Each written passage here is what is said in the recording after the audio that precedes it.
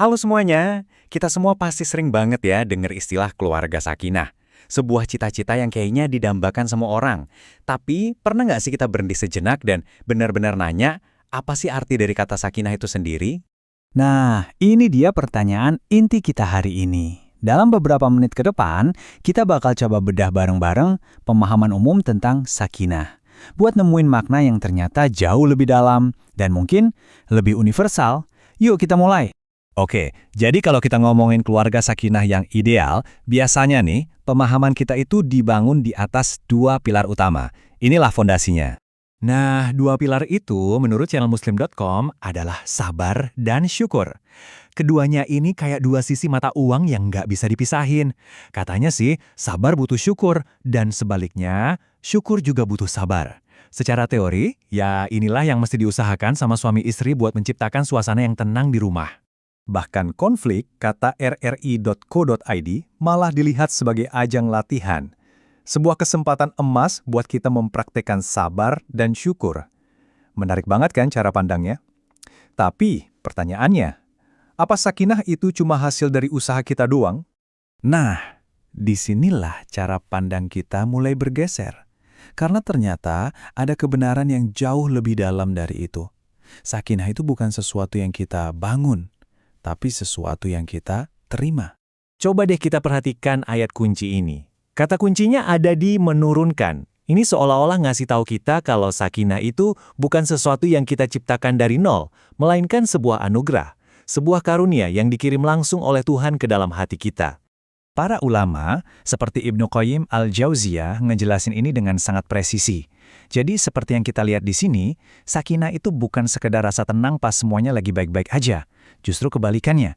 Ia adalah ketentraman yang turun di saat-saat paling genting, pas kita lagi dilanda ketakutan, kegelisahan, atau kecemasan yang luar biasa. Dan sejarah ngebuktiin itu.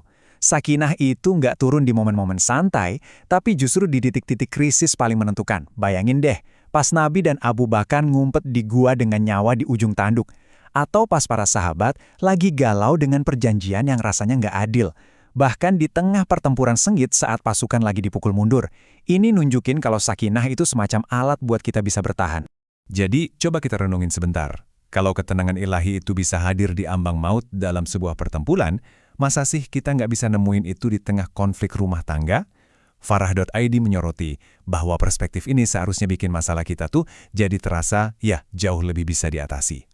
Dan ini membawa kita ke sebuah gagasan yang mungkin agak radikal yang menantang asumsi kita selama ini, bahwa sakinah itu cuma buat mereka yang udah menikah.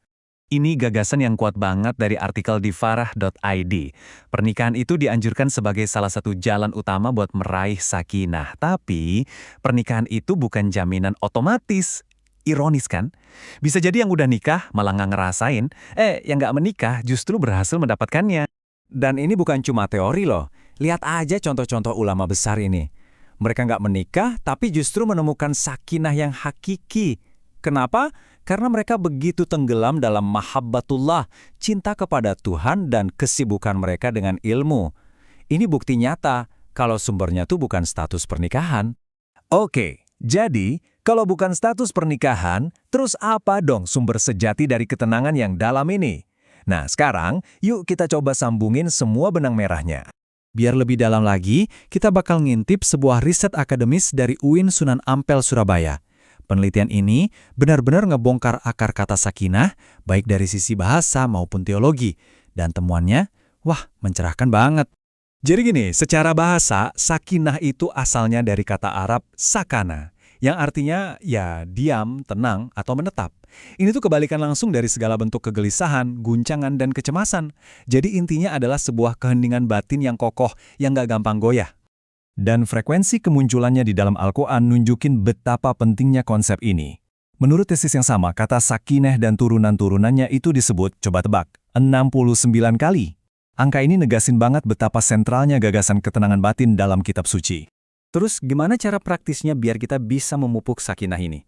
Nah, berdasarkan sumber-sumber kita, ada beberapa jalan yang bisa ditempuh. Pondasinya, yang paling utama adalah mahabbatullah atau cinta kepada Tuhan. Lalu, ini dipraktikkan lewat zikir, yaitu dengan terus mengingatnya.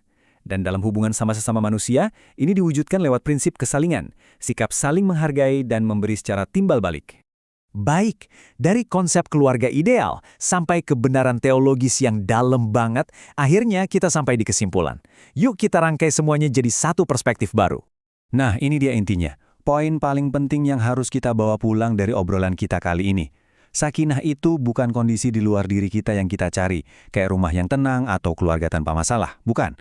Sakinah itu kondisi di dalam diri, sebuah kedamaian batin yang kita bangun lewat hubungan kita dengan Tuhan, yang justru fungsinya buat nyiapin kita menghadapi situasi apapun, entah itu badai dalam keluarga atau tantangan hidup lainnya.